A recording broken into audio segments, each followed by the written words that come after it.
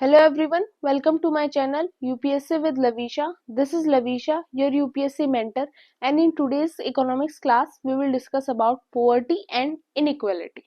Let's start without wasting any time. Poverty and inequality. पहले हम देखते हैं poverty क्या होती है.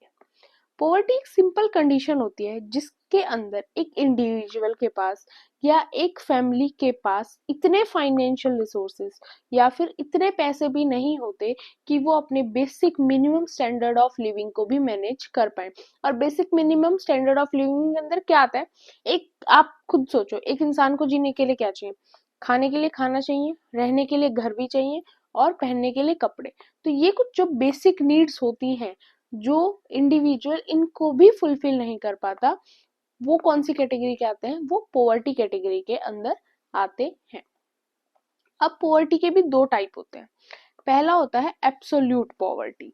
एब्सोल्यूट पॉवर्टी क्या होती है कि जिस व्यक्ति के पास अपनी बेसिक नीड यानी फूड, क्लोथिंग एंड शेल्टर, रोटी, कपड़ा और मकान तक के भी पैसे ना हो, वो होती है एब्सोल्यूट पॉवर्टी. बिकॉज ये तो सबसे बेसिक चीजें हैं, अगर किसी के पास ये भी नहीं है तो वो लोग आते हैं एब्सोल्यूट पॉवर्टी की कैटेगरी में. वर्ल्ड बैंक ने जो एक्सट्रीम पुअर के लिए इनकम डिसाइड किया है, वो भी वर्ल्ड बैंक के अकॉर्डिंग क्या है कि अगर आप दिन का $190 से कम की आपकी पर डे की इनकम है तो आप एब्सोल्यूट पॉवर्टी के अंदर आते हो. अब आप $1.90 को आप रुपीज में कन्वर्ट करके भी देख सकते हो. वो जो एक इनकम होती है, अगर वो इनकम भी कोई व्यक्ति पर डे के हिसाब से नहीं कमा पा रहा है तो वो किसके अंदर आएगा? एब्सोल्यूट पॉवर्टी के अंदर आएगा. वहीं रिलेटिव पॉवर्टी क्या होती है कि आपके पास रोटी, कपड़ा, मकान के पैसे तो हैं, लेकिन जो फैसिलिटीज, जो इकोनॉमिक स्टेटस आपके आसपास के लोगों के पास है, आपके पास वो नहीं है. एक जो लाइफस्टाइल होता है आप उसके अंदर लैक करते हो. फॉर एग्जाम्पल, आपका एक कमरा है, उसके अंदर आपका आपका खाना बनता है और आप वहीं रहते हो.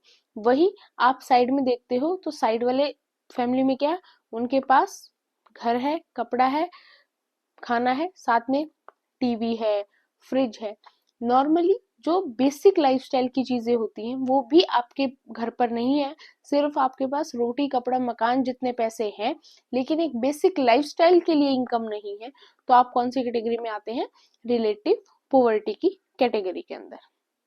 अब बेसिक पॉवर्टी के क्या क्या कॉजेज हो सकते हैं? पहला कॉज इकोनॉमिक, कि आपके पास एम्प्लॉयमेंट नहीं है या फिर आप किसी ऐसे सेक्टर के अंदर काम करते हैं जहां पर प्रोडक्टिविटी का इशू है, जैसे एग्रीकल्चर हो गया, इंडस्ट्री हो गया, या फिर लो वेजेस भी वन ऑफ द इशू है. कुछ इश्यूज हिस्टोरिकल भी हैं, जैसे हमने मॉडर्न हिस्ट्री जब कवर की थी, जब हमने ड्रेन ऑफ वेल्थ थ्योरी को डिस्कस किया था बाय दादा भाई नारोजी. ये भी हो सकता है. Caste system is one of the reason, और इंडिया जैसी कंट्री के अंदर caste system is one of the important reason of poverty. Gender equality काफी इंपॉर्टेंट रीजन है. अब कुछ रीजंस होते हैं, जैसे अगर आप यूरोपियन कंट्रीज में देखोगे, वहां पर कास्ट सिस्टम, जेंडर इक्वेलिटी, ये इश्यूज आपको, ये रीजन आपको पॉवर्टी के नहीं मिलते. But when it comes to country like India, Pakistan, Bangladesh, Afghanistan, वहां पर ये इशू काफी इंपॉर्टेंट हो जाते हैं. नेक्स्ट, सोशल इशू की बात करें, पॉपुलेशन बहुत ज्यादा है और बढ़ती ही जा रही है. पॉपुलेशन बढ़ रही है, इलिटरेसी बढ़ रही है, स्किल्ड लेबर्स की कमी होती जा रही है. एडमिनिस्ट्रेटिव की बात करें तो काफी जगहों पर क्या है, कुछ स्टेट लेड अप्रोच है ग्रोथ को लेकर, जिसकी वजह से काफी लोग जो है वो पीछे रह जाते हैं. करप्शन बढ़ता जा रहा है. काफी टाइम ऐसा होता है कि आप भले ही कितने इंटेलिजेंट हो बट आपको जॉब नहीं मिल पाती. कई जगह पर पैसे ज्यादा चलते हैं, करप्शन है. वो भी one of the important reasons है किसके? पॉवर्टी के. कुछ मिसलेनियस रीजंस भी हैं.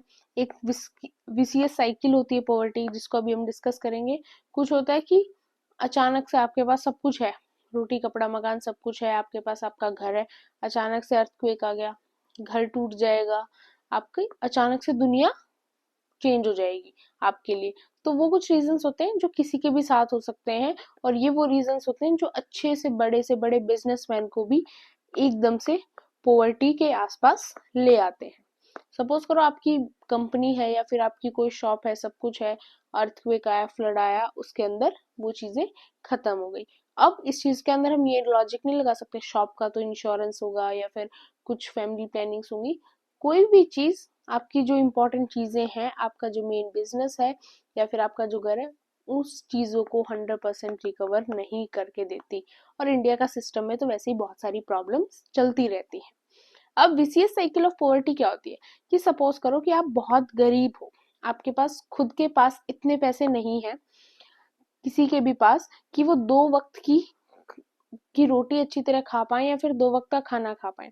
अब उसी में एक वुमेन है, वो प्रेग्नेंट हो जाती है। फिर अब प्रेग्नेंट तो वो हो गई, बट उनके पास खुद के पास जब 2 वक्त का खाना नहीं है, तो वो जो उनके अंदर बेबी ग्रो हो रहा है, उसको भी क्या वो अच्छी तरह से न्यूट्रिशन प्रोवाइड कर पाएंगी? ना ही तो वो अपनी प्रेगनेंसी के दौरान, और जब वो जो न्यू बॉर्न बेबी दुनिया के अंदर आ भी जाएगा, उसके बाद भी वो उसको अच्छी तरह से न्यूट्रिशन नहीं दे पाएंगे। जब न्यूट्रिशन अच्छी तरह नहीं मिलेगा, तो कुछ डेवलपमेंट उस बच्चे की भी नहीं हो पाएगी, कुछ कैपेसिटी प्रॉब्लम उसके अंदर होगी, और फिर वो भी क्या होगा, ज्यादा ग्रो नहीं हो पाएगा, उसका माइंड ज्यादा ग्रो नहीं होगा, वो फिजिकली ज्यादा ग्रो नहीं हो पाएगा, और फिर वो भी क्या करेगा, कोई ऐसी ही जॉब कर पाएगा जिसके अंदर अर्निंग कैपेसिटी बहुत कम हो, और ऐसे करके वो पोवर्टी साइकिल जो है वो चलती ही रहेगी। तो ये होता है एक विशियस साइकिल ऑफ पोवर्टी। अब बात करते हैं World Bank classification of countries as per the income level. अब वर्ल्ड बैंक ने इनकम लेवल के ऊपर कंट्रीज को डिफरेंट डिफरेंट कैटेगरीज के अंदर डिवाइड किया हुआ है, जिसके अंदर वर्ल्ड बैंक डाटा क्या लेता है, जीएनआई पर कैपिटा। जीएनआई क्या होता है, ग्रॉस नेशनल इनकम।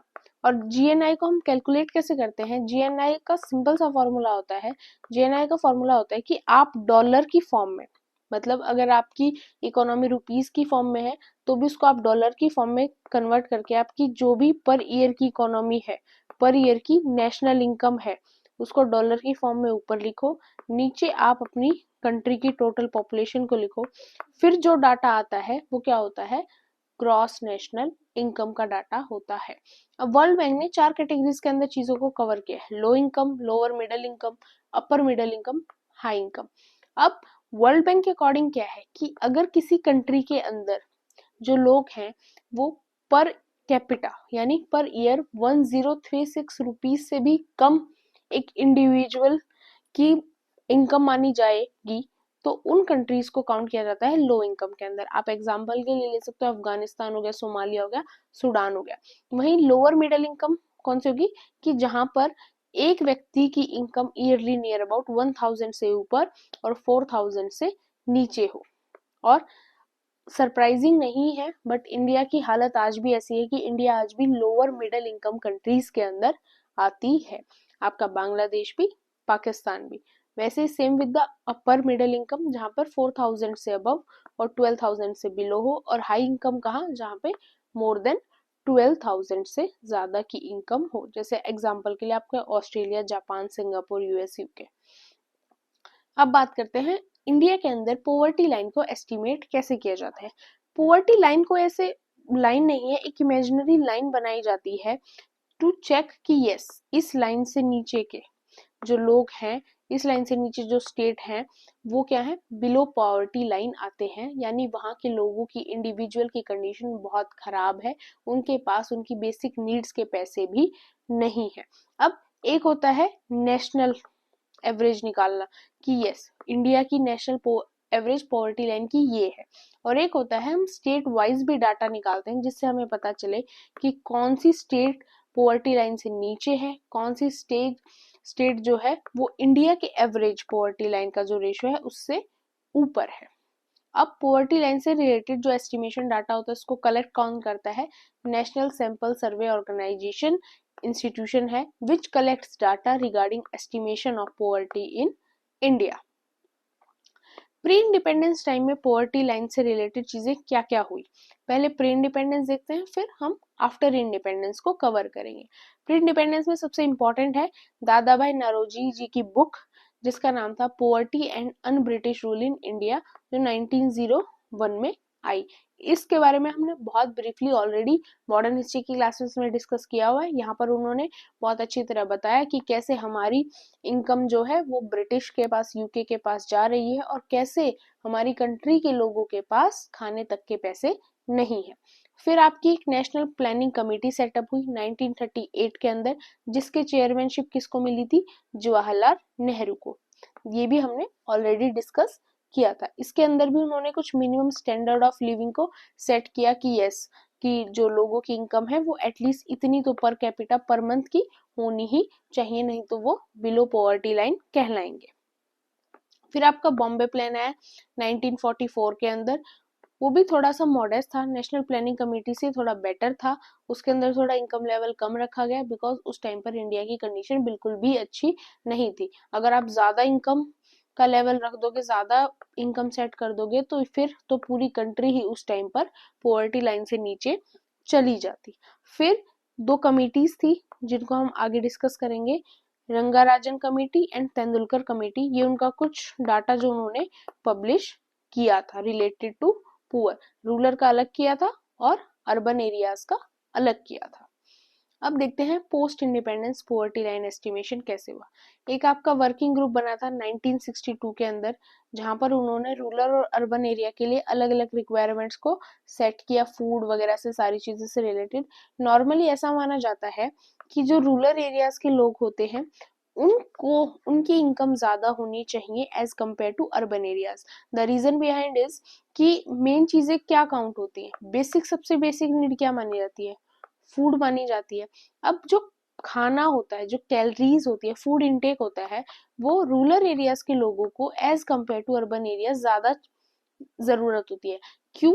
क्योंकि नॉर्मली आपको जो रूरल एरियाज के लोग मिलते हैं वो मैनुअल वर्क के अंदर ज्यादा इंडल्ज मिलते हैं, जैसे वो एग्रीकल्चर से रिलेटेड वर्क करेंगे या फिर इंडस्ट्रीज के अंदर कुछ वर्कर्स की जॉब है, तो वो ज्यादा फिजिकली इंडल्ज होते हैं as compare to urban areas में। अर्बन एरियाज की जॉब कैसी होती है कि आप एक टेबल पे, आपका लैपटॉप रखा है, आप चेयर पे बैठे और आप किसी कंपनी में काम कर रहे हो, तो आपको उतनी कैलोरीज की जरूरत नहीं है जितनी एक फार्मर को जरूरत है, जो पूरे दिन आपके अपने फील्ड के अंदर धूप हो, छांव हो, जैसी भी कंडीशन हो, काम कर रहा है।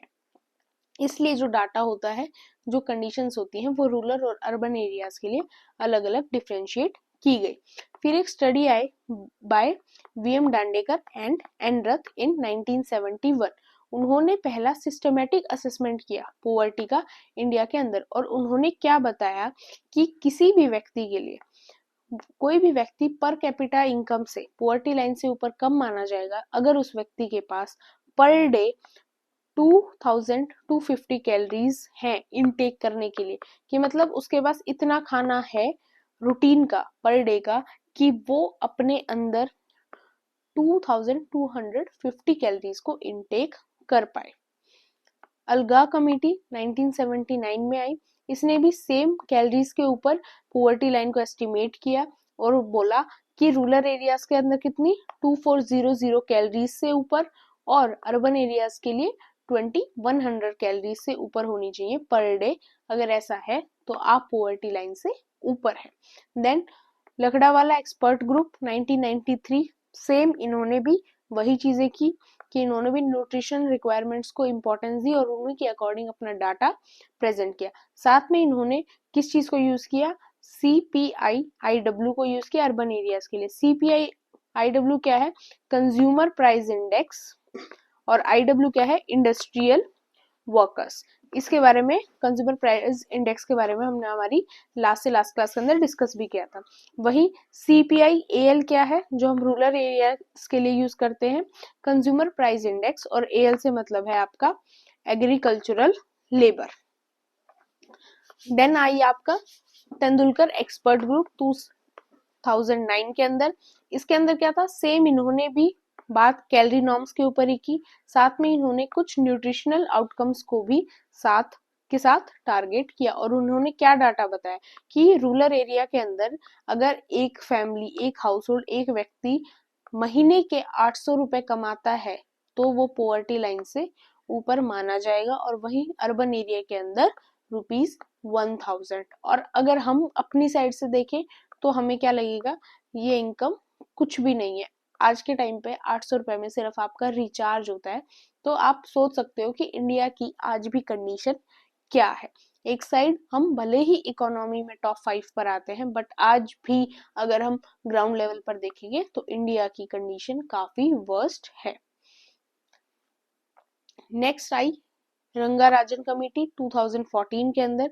सेम इन्होंने भी रूरल एरियाज और अर्बन एरियाज के लिए अलग अलग फूड बास्केट्स को प्रिपेयर किया, अलग अलग फूड आइटम्स को किया, साथ में कैलोरीज से रिलेटेड बात की, प्रोटीन एंड फैट इनटेक से रिलेटेड बात की, non food items, clothing, education, health, housing, transport, इन सभी चीजों को इंक्लूड कर कर अपने डाटा को प्रेजेंट किया। बट इस जो रंगाराजन कमेटी की रिपोर्ट थी उसके ऊपर गवर्नमेंट ने कुछ ध्यान नहीं दिया और गवर्नमेंट ने इस कमेटी की रिपोर्ट को कम्प्लीटली इग्नोर कर दिया था। अब ऐसा नहीं है कि आपको सभी कमिटीज की रिक्वायरमेंट्स को याद रखना है, सारी चीजों को याद रखना है, आपको बस बेसिक पता होना चाहिए कि हाँ ये कमेटी है। फॉर एग्जाम्पल आप अगर सामने देखो ना कभी भी एग्जाम में रंगाराजन कमेटी 2014, तो आपको बस इतना पता होना चाहिए ये कमेटी किससे रिलेटेड थी, पोवर्टी से रिलेटेड ये कमेटी बनाई गई थी। इस कमेटी ने पोवर्टी से रिलेटेड डाटा को प्रेजेंट किया था, सजेशन प्रेजेंट किए थे। अब देखते हैं मल्टी डायमेंशनल पोवर्टी इंडेक्स क्या होता है। इस इंडेक्स को लॉन्च किया गया 2010 के अंदर। किसने किया, United Nation Development Programme UNDP ने, किसके साथ मिलके, Oxford poverty and human development initiative के साथ। और इसके अंदर क्या था, एमपीआई क्या है, ये एक मेजर है जिससे आप मल्टी डायमेंशनल पॉवर्टी को मेजर कर सकते हो, जिसके अंदर कितनी नियर अबाउट 100 डेवलपिंग कंट्रीज को कवर किया गया। अब क्या होता है कि एक तो मल्टी डायमेंशन का मतलब क्या हो गया, एक तो हम पॉवर्टी सिर्फ काउंट कर रहे थे इनकम के बेस पे ऊपर, बट यहाँ पर क्या था, इस इंडेक्स के अंदर हम पॉवर्टी को काउंट करते हैं कुछ स्पेसिफिक इंडिकेटर्स के बेस पर, और उन सभी इंडिकेटर्स के जो डाटा होते हैं उसको कलेक्ट कर कर फिर हम पता लगाते हैं कि ये चीज ये व्यक्ति या फिर ये इंडिविजुअल या फिर ये कंट्री, ये इंडिविजुअल कंट्री पोवर्टी लाइन से ऊपर है, पोवर्टी लाइन से नीचे है, या फिर क्या इस कंट्री की पोवर्टी के अंदर कंडीशन चल रही है। अब वो क्या है, तीनों डायमेंशन आपके हेल्थ, एजुकेशन और लिविंग स्टैंडर्ड। हेल्थ को कितनी वेटेज दी जाती है, डाटा निकाला जाता है जब 1/3, तीनों को ही 1/3 1/3 1/3 दी जाती है। अब 1/3 के अंदर दो चीजें काउंट होती हैं हेल्थ के अंदर जिनसे वो पता लगाते हैं, एक आपका चाइल्ड मॉर्टेलिटी, एक न्यूट्रिशन। एजुकेशन के अंदर स्कूलिंग देखी जाती है और स्कूल की अटेंडेंस देखी जाती है, कितने ईयर की स्कूलिंग है और कितने स्कूल अटेंडेंस है। लिविंग स्टैंडर्ड के अंदर क्या देखा जाता है, कुकिंग फ्यूल बिकॉज नेसेसिटी है, सैनिटेशन नेसेसिटी है, पानी नेसेसिटी है, घर नेसेसिटी है, आज के टाइम पर इलेक्ट्रिसिटी भी नेसेसिटी है, एंड आपकी कुछ असेट को भी देखा जाता है। तो ये इंडिकेटर्स होते हैं जिनसे इंडेक्स को पब्लिश किया जाता है। और क्या माना जाता है कि आप इन 10 इंडिकेटर्स की वेटेज को मिलाकर आप टोटल 33% से अबव होने चाहिए। और फिर एमपीआई की रेंज होती है 0 to 1। आप 0 से जितना दूर, 1 के जितना करीब होंगे, मतलब उतनी ही उस कंट्री के अंदर पुअर्टी बहुत ज्यादा है। अब कुछ गवर्नमेंट की अप्रोचेस जो उन्होंने पुअर्टी के रिडक्शन के लिए इंट्रोड्यूस की, कुछ नहीं है, सिंपल कुछ प्लानिंग्स थी। आपके पहले 5 ईयर प्लान्स इंट्रोड्यूस होते थे, 5 ईयर प्लान्स के अंदर भी पोवर्टी के बारे में बात की जाती थी। इवन जब इंदिरा गांधी का इलेक्शन था 1971 के अंदर, उन्होंने भी गरीबी हटाओ का बहुत बड़ा स्लोगन दिया था और उस चीज के ऊपर काम किया था।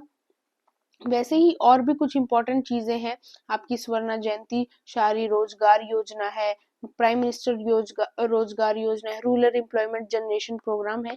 ऐसे करके आपकी काफी स्कीम टाइम टू टाइम जो गवर्नमेंट है वो लॉन्च करती रहती है जिससे कि वो पोवर्टी को रोक पाए। सबसे इम्पोर्टेंट आज के टाइम पीरियड के अंदर जो इनिशिएटिव चल रहा है वो आपका है दीनदयाल अंत्योदय योजना। इसको हमने कल लास्ट क्लास के अंदर भी डिस्कस किया था और ये काफी न्यूज में चलता ही रहता है। हम जब स्कीम्स को डिस्कस करेंगे जब भी हम इसको ब्रीफ में डिस्कस करेंगे। वहीं अगर और कुछ देखा जाए, स्कूल्स के अंदर अटेंडेंस बढ़ाने के लिए सबसे मेजर आपका क्या इनिशिएटिव लिया गया, मिड डे मील, कि बच्चों को अगर खाने का लालच होगा तो वो स्कूल में जरूर आएंगे। उसके अलावा भी सैनिटेशन के लिए काम किया जा रहा है आज के टाइम पर, और एजुकेशन के लिए सब्सिडी रेट्स दिए जा रहे हैं। एजुकेशन से रिलेटेड एलपीजी के ऊपर आपको सब्सिडी मिलती है, पीडीएस सिस्टम है। तो काफी चीजें हैं जो गवर्नमेंट कर रही है जिससे कि वो पोवर्टी से बाहर लोगों को ला सके। अब एक नोट, ये क्या है, एक टास्क फोर्स है, किसके लिए, एलिमिनेशन ऑफ पॉवर्टी के लिए इन इंडिया। कब कंस्टिट्यूट की गई थी, ये कंस्टिट्यूट की गई थी 2016 के अंदर, जिसके चेयरमैनशिप किसकी थी, डॉक्टर अरविंद जी की इसके अंदर चेयरमैनशिप थी। और इन्होंने कुछ रिकमेंडेशन दी थी कि कैसे हम पॉवर्टी को जल्दी से जल्दी खत्म कर सकते हैं। अब ये जो डॉक्टर अरविंद है, ये अभी लास्ट ईयर भी और इस ईयर भी काफी न्यूज में भी थे। तो अब आप बताओ कि अभी करंट टाइम पीरियड के अंदर ये इंडिया के अंदर कौन सी पोजीशन को होल्ड कर रहे हैं, वो आप मुझे कमेंट सेक्शन में मेंशन कर देना। अब बात करते हैं इनइक्वालिटी, असमानता। इनइक्वालिटी काफी बेसिस के ऊपर होती है, कास्ट के बेसिस पे भी होती है। अगर हम हमारी कंट्री की बात करें तो हम रिलीजन बेसिस के ऊपर भी इनइक्वालिटी अपने आप बना लेते हैं, और कास्ट के ऊपर तो इनइक्वालिटी इंडिया के अंदर सालों से सदियों से चलती आ रही है। बट यहाँ पर उस इनइक्वालिटी की बात नहीं है, यहाँ पर इनइक्वालिटी है इनकम के अंदर इनइक्वालिटी, कि एक इंसान है, एक फैमिली है जहां पर महीने के सिर्फ ₹10,000 की इनकम आ रही है। वही अगर आप बड़े बड़े बिजनेसमैन अंबानी अडानी को देखते हो तो उनकी 1 मिनट की इनकम भी 100 करोड़ होती है।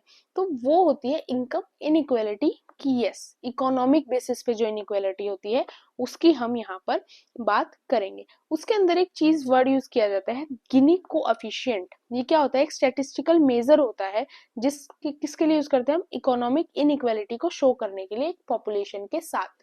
जब आप एक पॉपुलेशन के साथ इनकम इनइक्वालिटी को शो करते हो स्टैटिस्टिकली एक ग्राफ के ऊपर, वो चीजें होती हैं आपकी गिनी कोएफिशिएंट। अब हम दो टाइप के कर्व्स को स्टडी करेंगे जिनके अंदर आपकी इनकम से रिलेटेड इनइक्वालिटी शो होती है।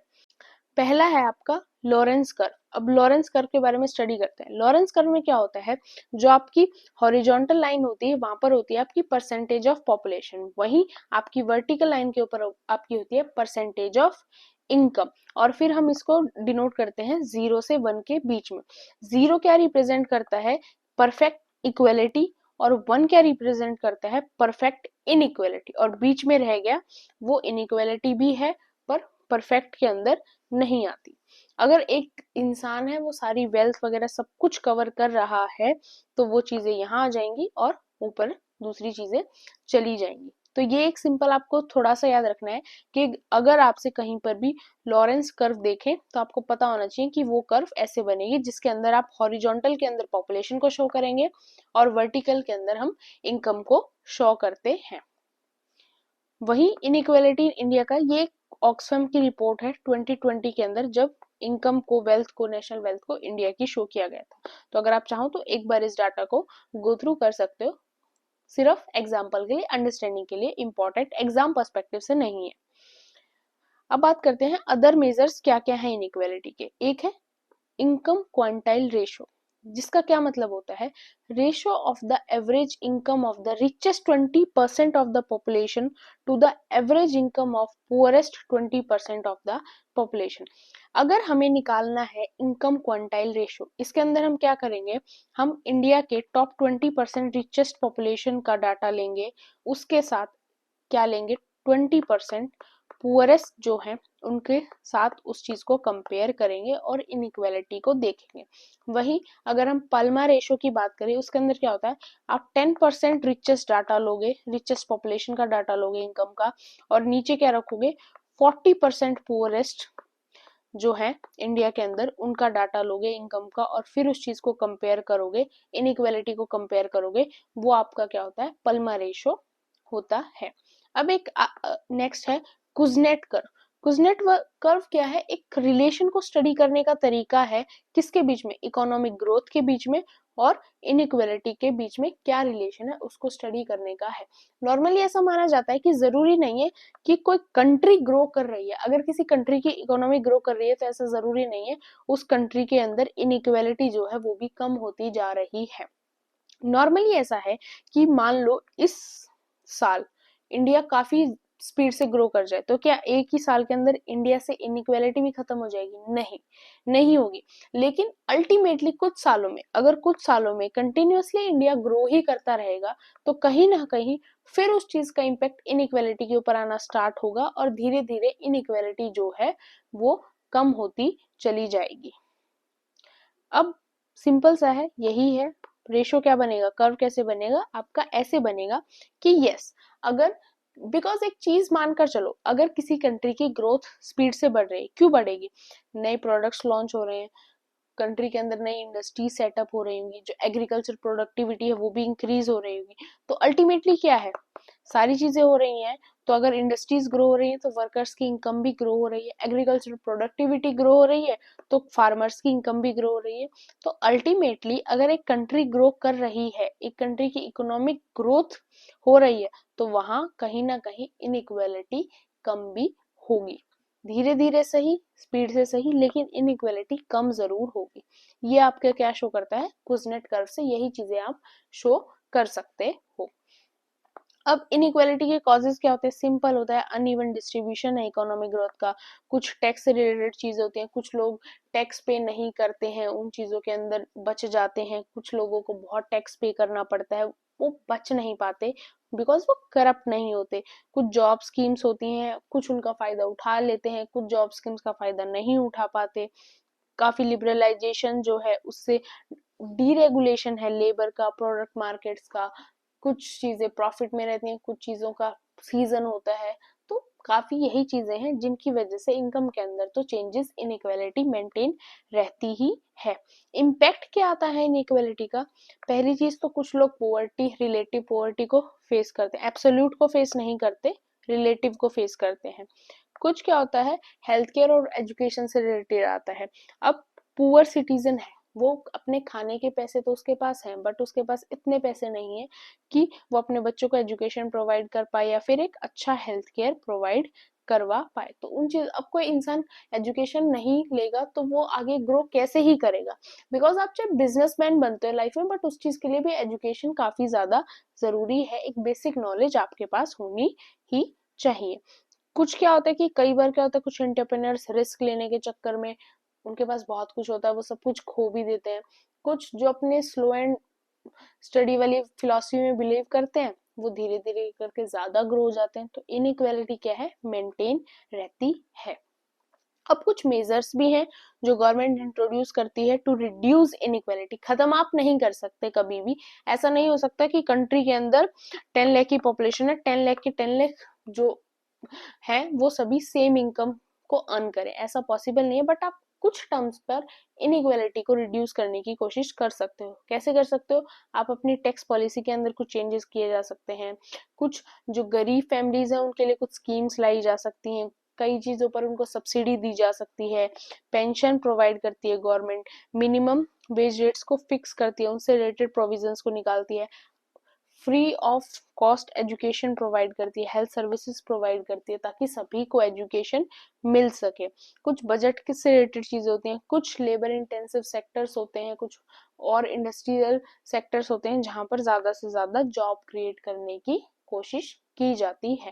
तो ये कुछ मेजर्स हैं जो इनइक्वालिटी को रिड्यूस करने के लिए यूज किए जाते हैं। होप आपको वीडियो अच्छी लगी, कोई भी डाउट हो, कोई भी प्रॉब्लम हो, do mention in the comment section. Important material जो होगा वो आपको मेरे टेलीग्राम चैनल के ऊपर मिल जाएगा, link in the description box, and don't forget to subscribe my channel.